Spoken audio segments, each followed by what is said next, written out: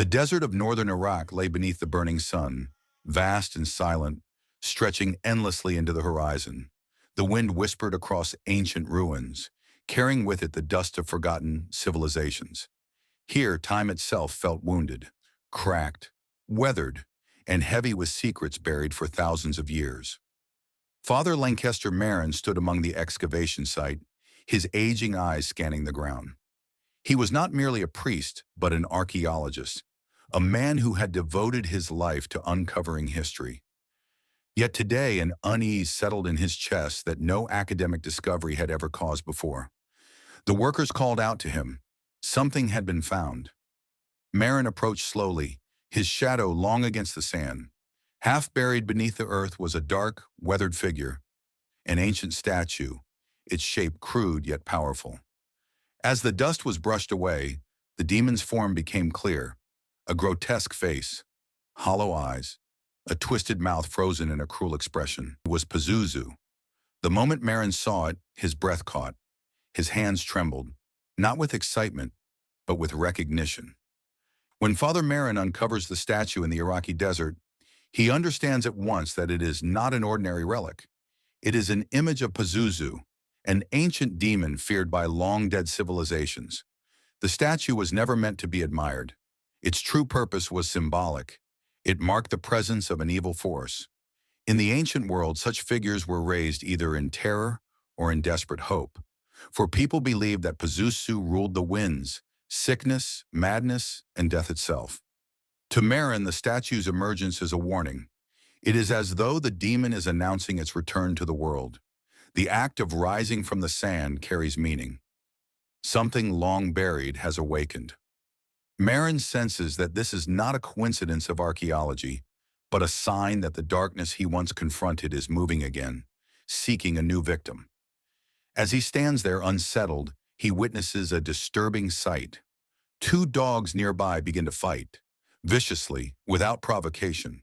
They snarl and tear at one another with blind fury, as though driven by an unseen rage. The scene feels unnatural. The story then shifts thousands of miles away, leaving the burning sands of Iraq for the calm streets of Washington, D.C. Here lives Chris McNeil, a well-known film actress, modern in her thinking and confident in her world of lights, cameras, and scripts.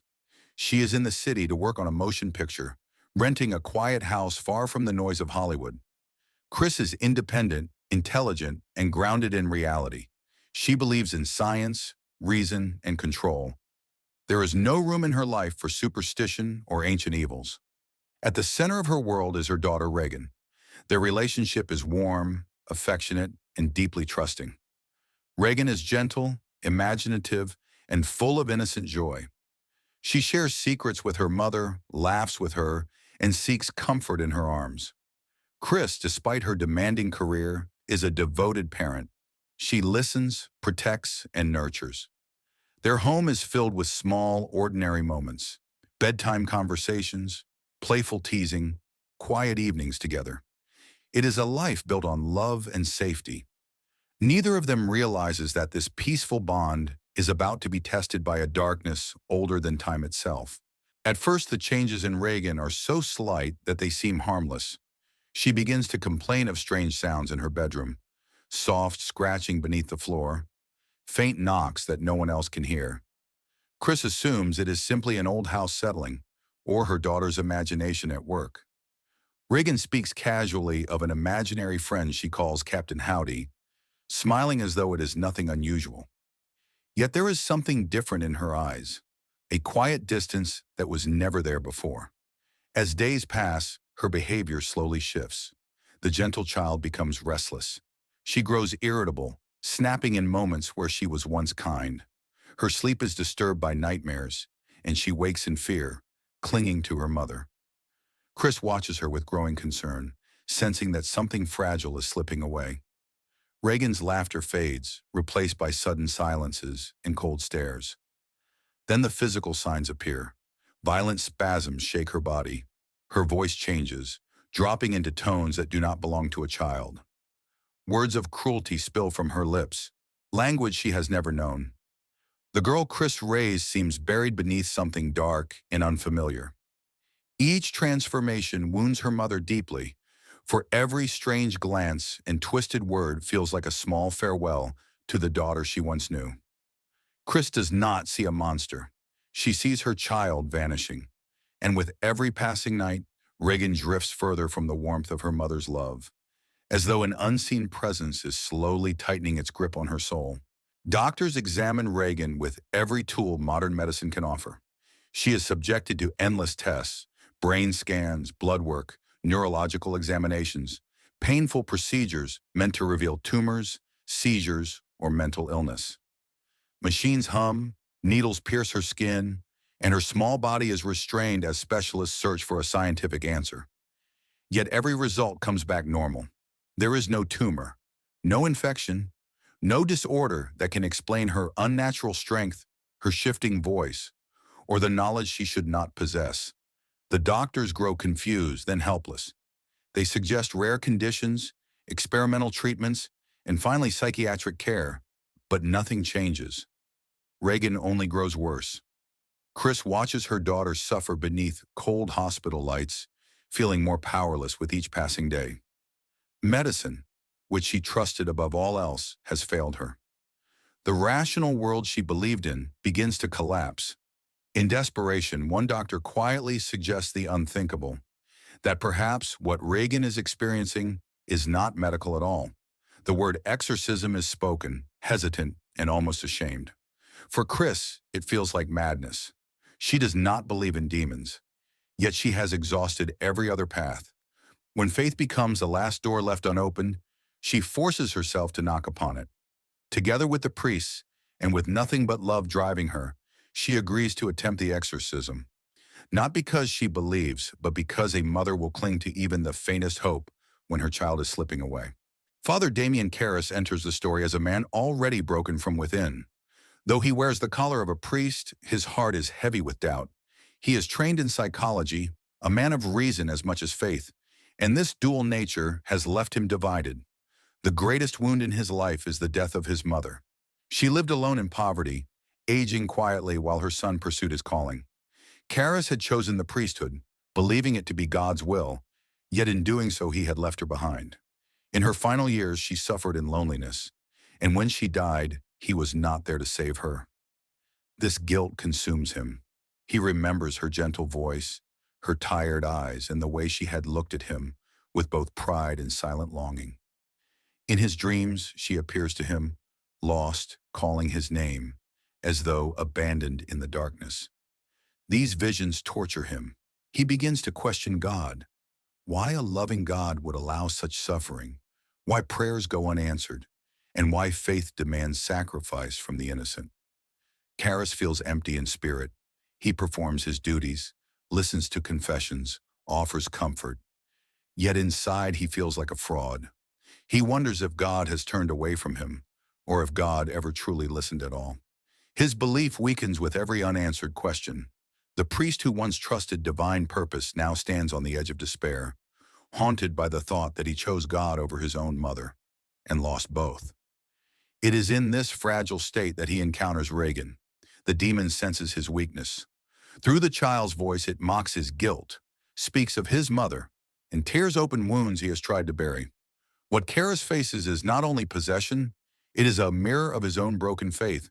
Father Marin arrives quietly, his presence calm yet commanding. Age has weakened his body, but not his spirit.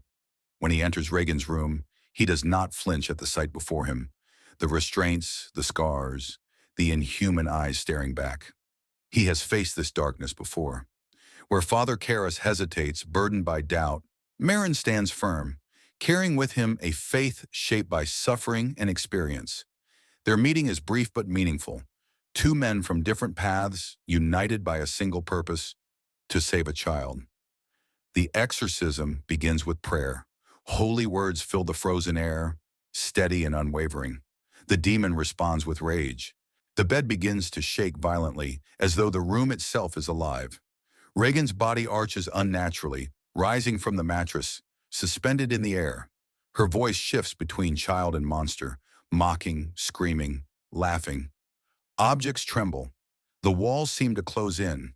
Fear presses upon the priests like a physical weight, yet they continue.